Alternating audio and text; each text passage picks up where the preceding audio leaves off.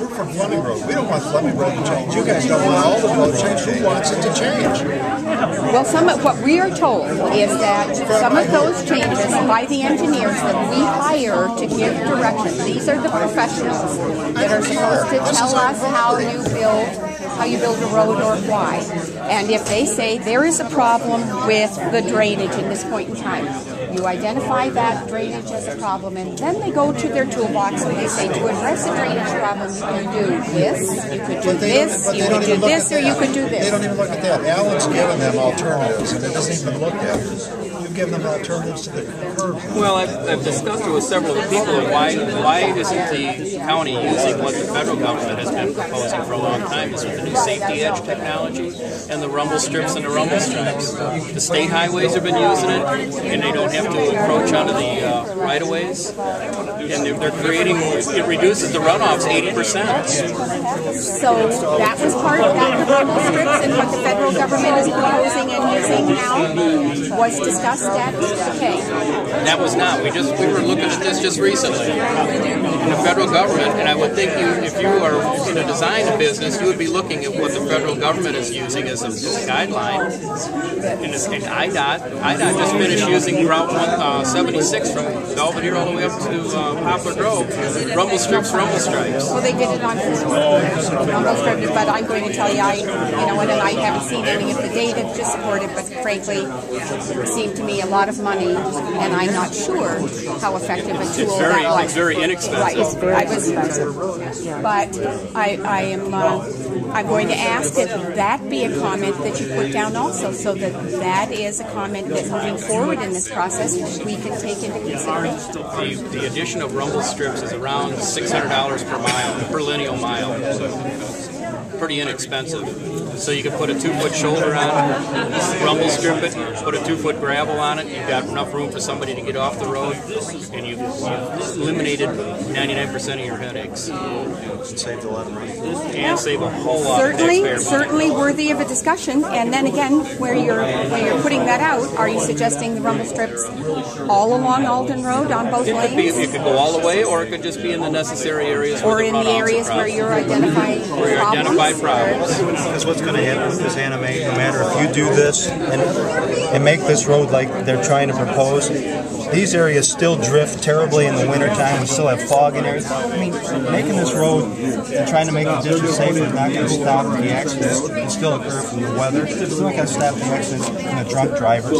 All you're doing is giving them a bigger spot to go off the road in is all you've really done. It hasn't slowed the traffic down. They're actually going to drive faster. If you improve the road, they're going to drive faster. You know, and a lot of these accidents and so forth occur because people are not paying attention. 2 years ago, I had a woman, brand new vehicle, she was watching them burn a fire here, came around, she flipped the thing, it was amazing. The roof of the vehicle was totally collapsed. She got out with not a scratch, fortunately, but she was watching them burn a fire. I mean, and she's driving around that curve watching them burn a fire and flips her vehicle, and you know, that's the kind of stuff that goes on. They drive too fast and don't pay attention. Rumble strips would probably, even with snow and everything, it would be a great improvement. Well, I can't see where putting Alden Road to Turkey Road is going to be any good, because look what happens at O'Brien, where you got 2 roads. There's no crops, they just blow the stop signs. I mean, you put off into the ditch so people not stopping O'Brien. You put all burned to Turkey, it's going to be the same kind of a situation. It's very, you're going to go on from there. Yeah, we went out there. Now this line is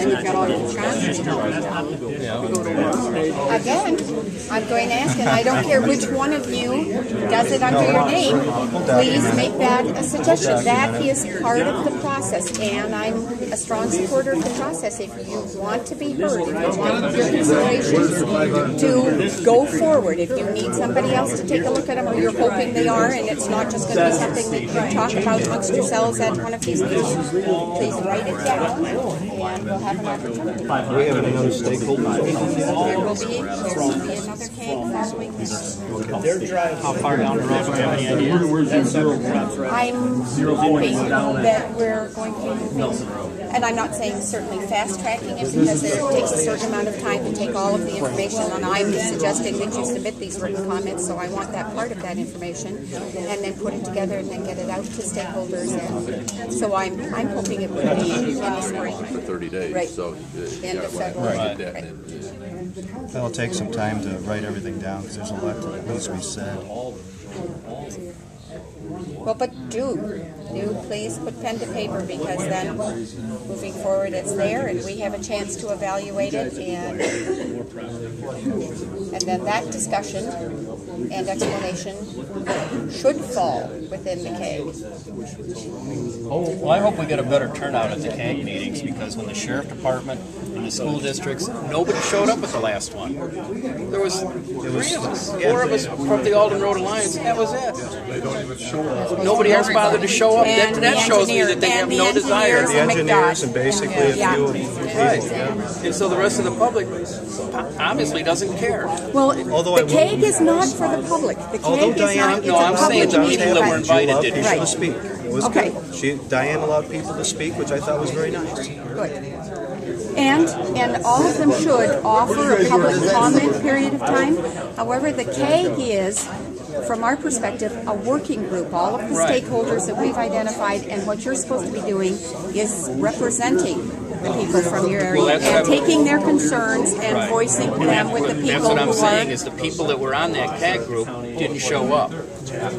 Because you had questions for them and they weren't there to ask. There was no one there. There was just a handful of the engineer, Diane, and a few of the engineers, and us. But was P&D? I thought Dennis P&D was Sandquist there. and Matt Hansel were there to answer some of the questions Right. about becoming non-conforming and what your alternatives would be from that. So Yeah, we're on our own. If you're non-conforming, we're on our own, is basically what they told us. So that's another big concern for the people that are going to become non-conforming. The county's not going to, can't grandfather them in. So just Kurt lost a house to a fire.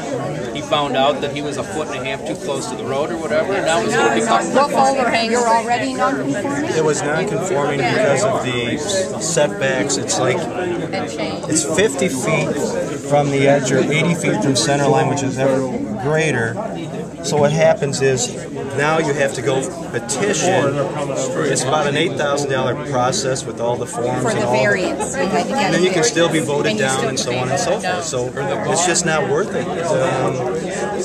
But you found out when your house burned that your property is currently It was non-conforming. not conforming. It's a big enough parcel that if I want to rebuild, I would have to rebuild on another portion. But to try to put it in the same footprint, which some of these properties are not large enough to do that, that is a major concern.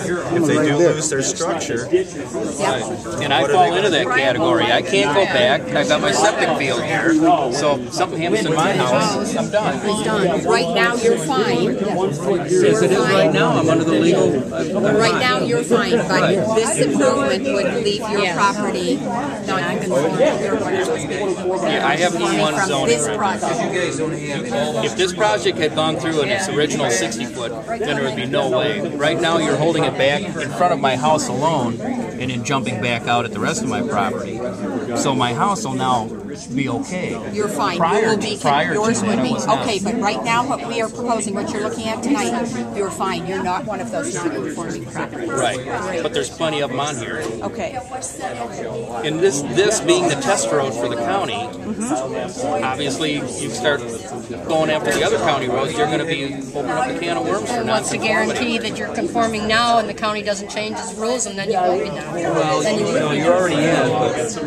That could happen too, because that house that we had was over 150 years old, and it was conforming until the last, what, maybe 10 years ago? I was going to say, 10 years ago it changed. voted to change something, you're exactly right. Right. Then you would be grandfathered in, but in moving forward. But we didn't get grandfathered. But you are grandfathered, you're just Until you called have a disaster.